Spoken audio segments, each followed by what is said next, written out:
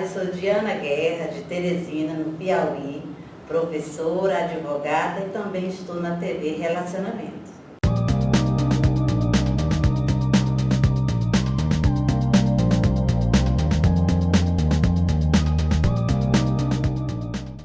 Olá, internautas! Iniciamos mais um programa Gestão Executiva.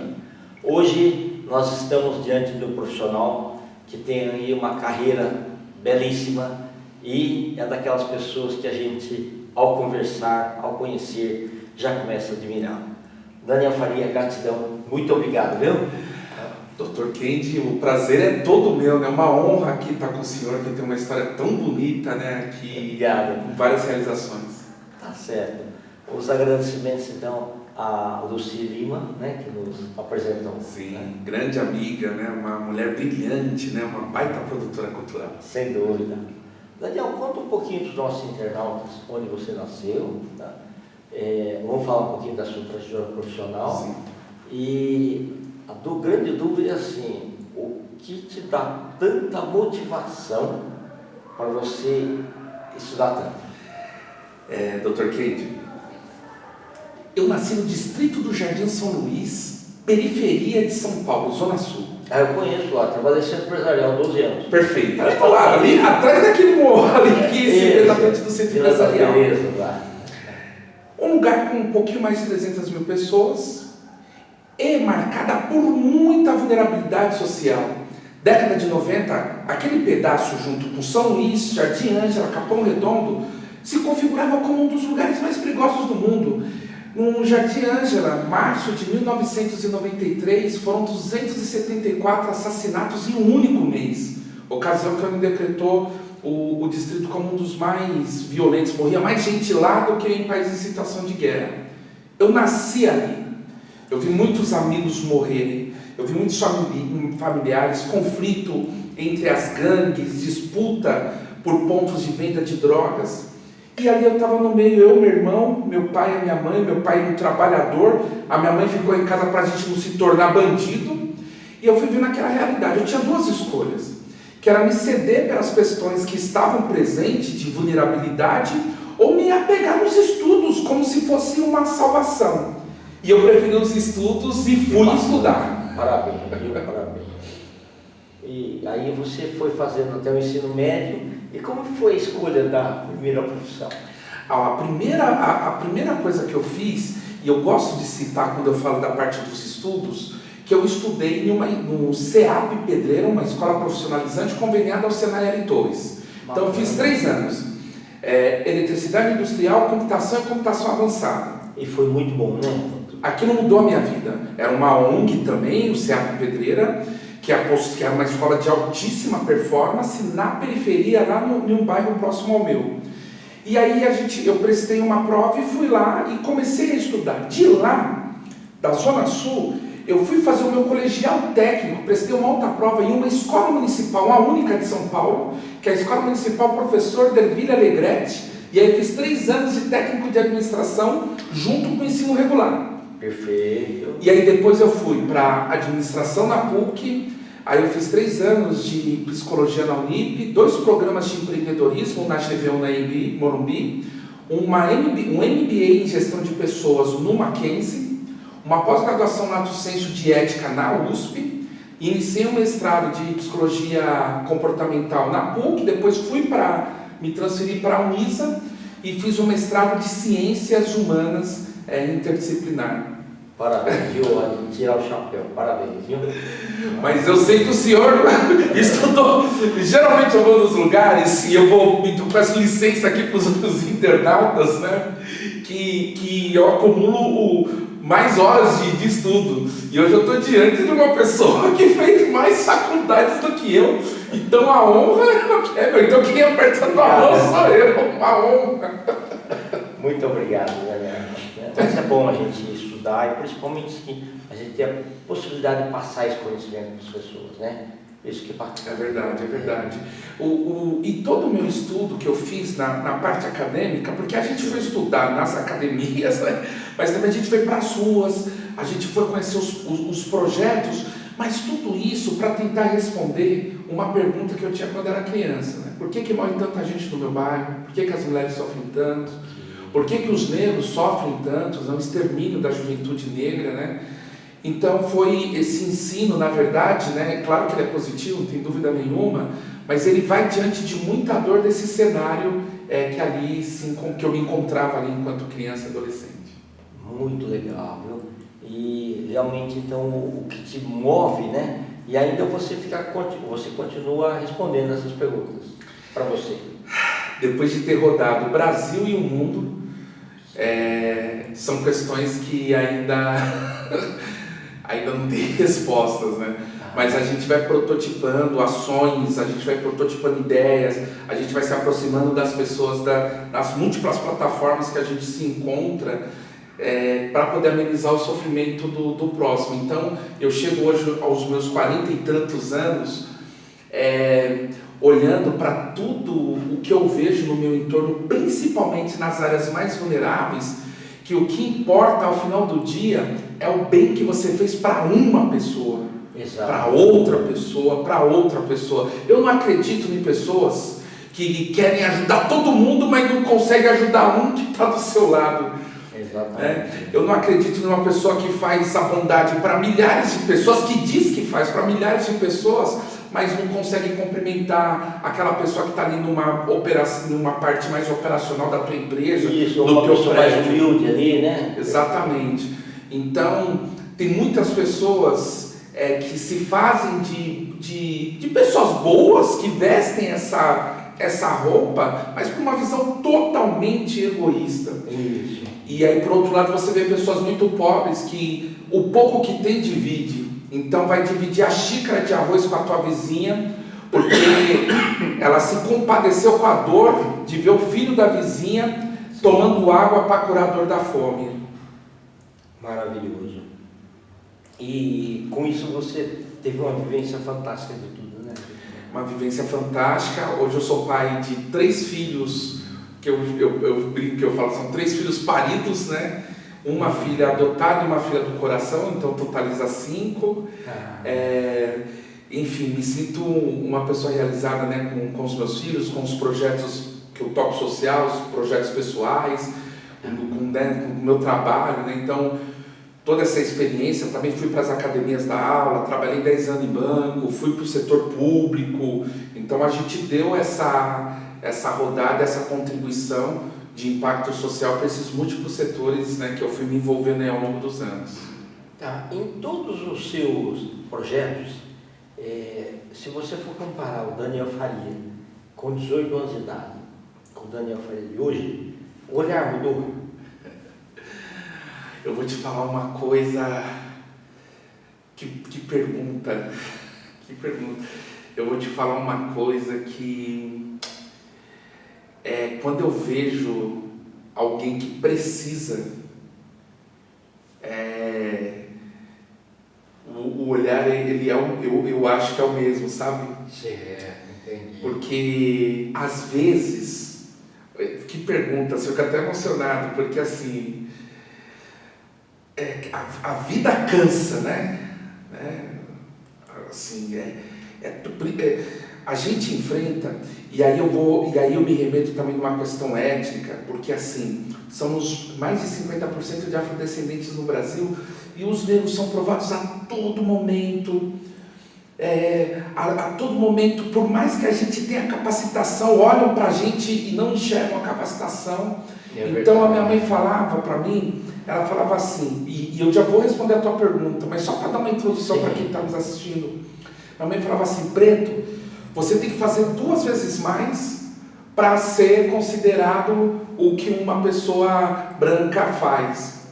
E aí você fica com aquilo ouvindo desde criança, você vai correndo.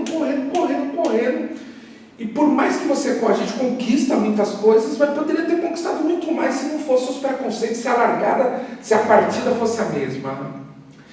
Então, assim, as coisas elas cansam, o preconceito diário, estrutural, às vezes a gente que está ali fazendo um trabalho de impacto social, a gente se vê enxugando gelo e cansa, porque você quer fazer mais e não consegue. E às vezes a gente pensa em desistir. Pois é verdade.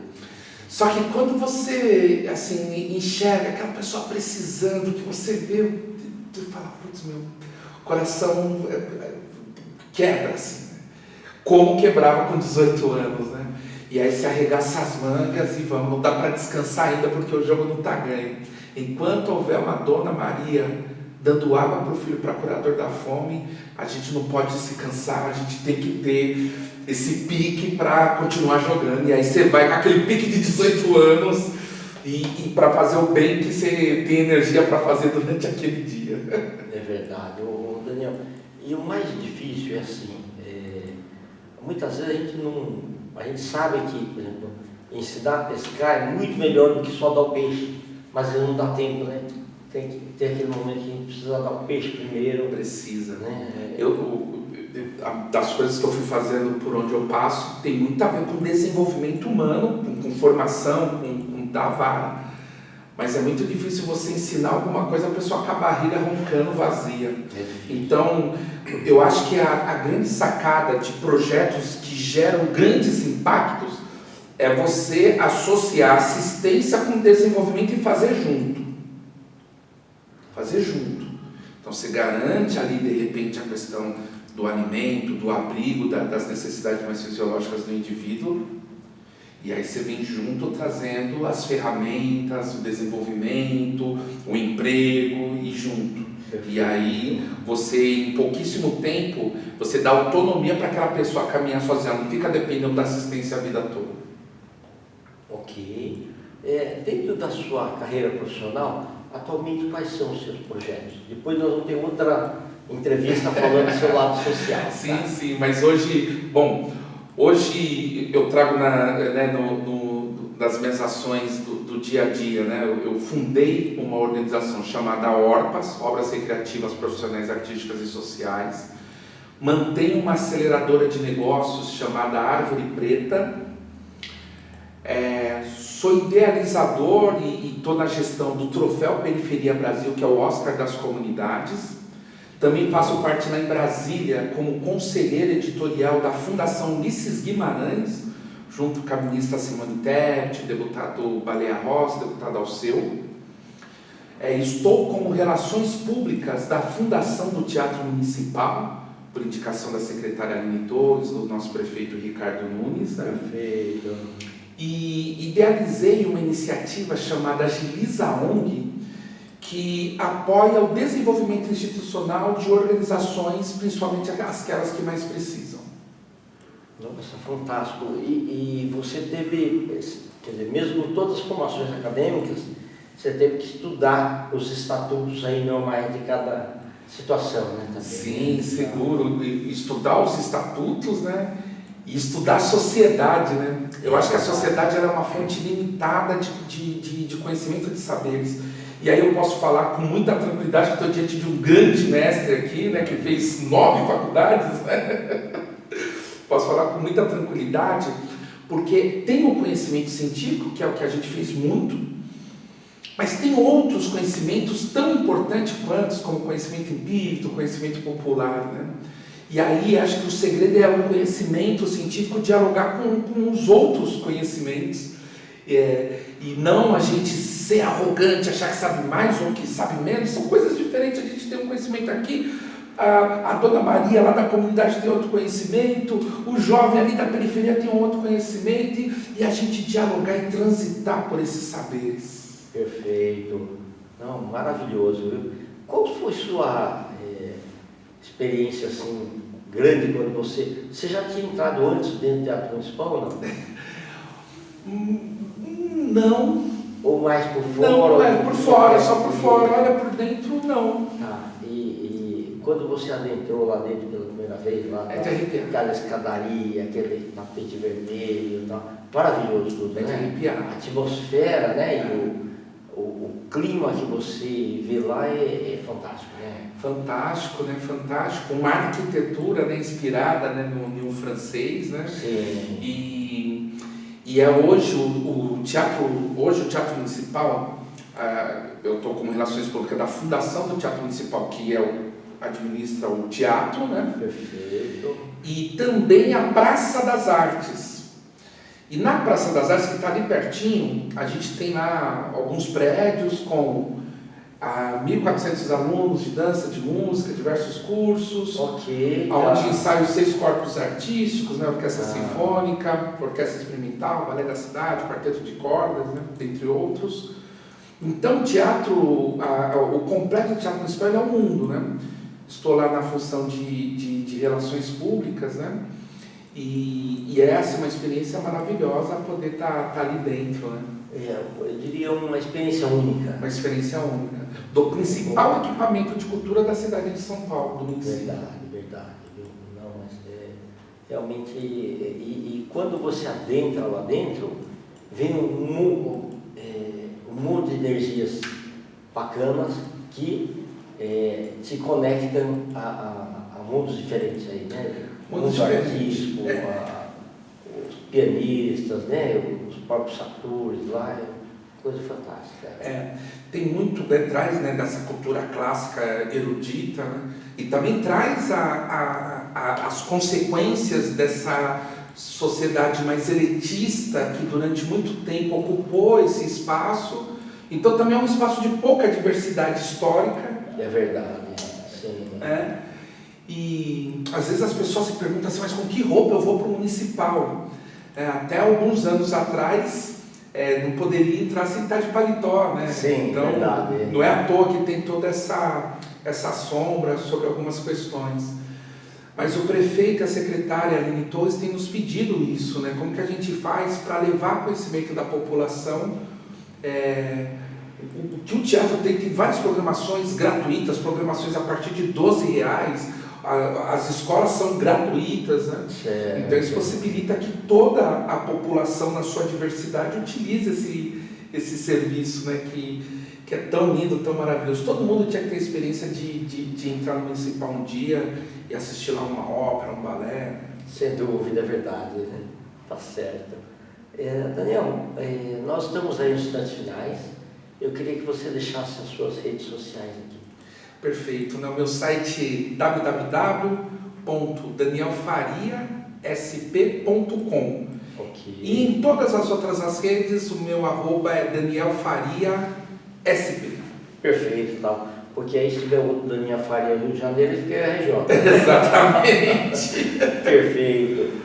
Daniel, eu queria que você deixasse uma mensagem para os jovens, principalmente que eles estão no ensino médio, né, de se inspirarem em você, né, que continua sendo aí uma locomotiva de conhecimentos, né, mas visando sempre assim, não só o seu bem-estar, mas para dividir, né, essas informações, essa cultura para as pessoas.